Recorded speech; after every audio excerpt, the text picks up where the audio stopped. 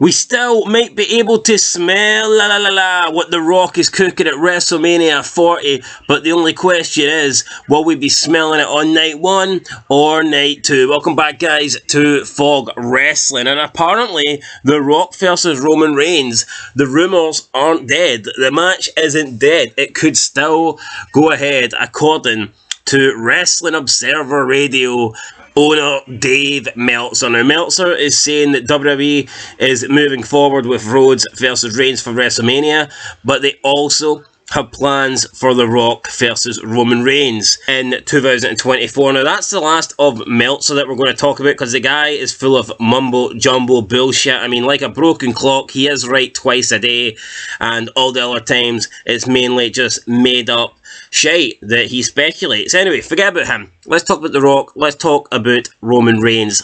I think WWE are in a tricky situation. If they do have The Rock versus Roman Reigns at WrestleMania 40, for me, it is the biggest match that they can probably do right now with a current era star and a past era star. It doesn't get bigger than Roman Reigns versus The Rock, and that is certainly a bigger match than Roman Reigns versus Cody Rhodes. Therefore, if it's going ahead, that match should main event night 2, since it's the biggest match that they have. However, if they want Cody Rhodes to beat Roman Reigns, if he's going to be the one that ends all of this and takes the title away, then it would be very anticlimactic to put that on night 1.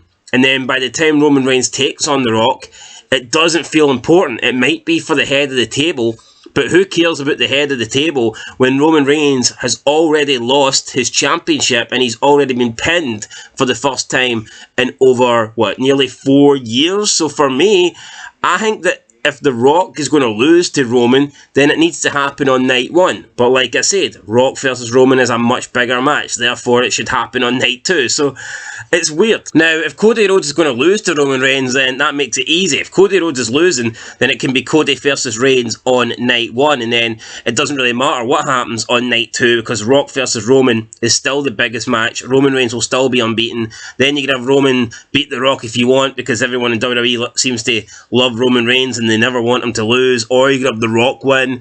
But it doesn't make sense to have Cody win on night 1 and then have Roman Reigns needs to win night 1. No matter who Roman Reigns is facing, he probably has to win night 1. It wouldn't make sense. If he doesn't win night 1, then the night 2 match, all of a sudden, it's just completely irrelevant. So therefore, that's another reason why I think that they might not do the whole 2-night thing, because no matter who's wrestling on night 1, you know that Roman Reigns is going to have to win. So therefore, where else can they do Roman Reigns versus The Rock? There was talk about it happening at Elimination Chamber. I think that's too soon. I don't think it's going to happen at Chamber. Plus, the Elimination Chamber, surely that is not a big enough pay-per-view for the magnitude of The Rock versus Roman Reigns. I get it. They're in Australia. They're trying to promote it as a big pay-per-view. But it's not, okay? The Elimination Chamber is not this massive pay-per-view.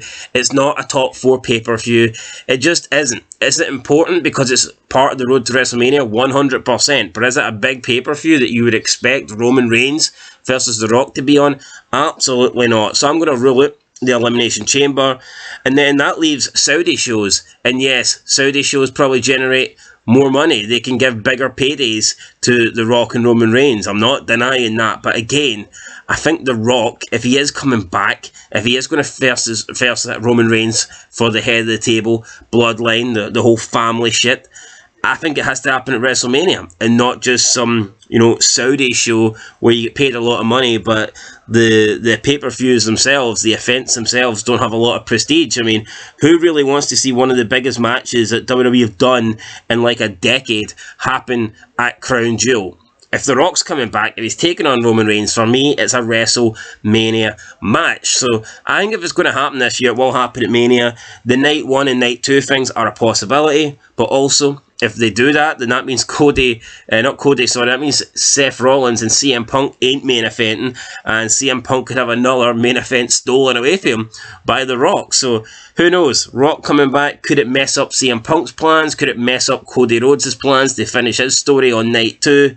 Interesting, but I think if The Rock's coming back, then he sort of has to be night 2. But at the same time, he can't be night 2 if Cody's winning. So, yeah, it's difficult. I don't know what's going to happen. Let me know what you guys think is going to happen down below, and I'll catch you in the next one. Will The Rock versus Roman happen, though? At some point, it has to. It has to.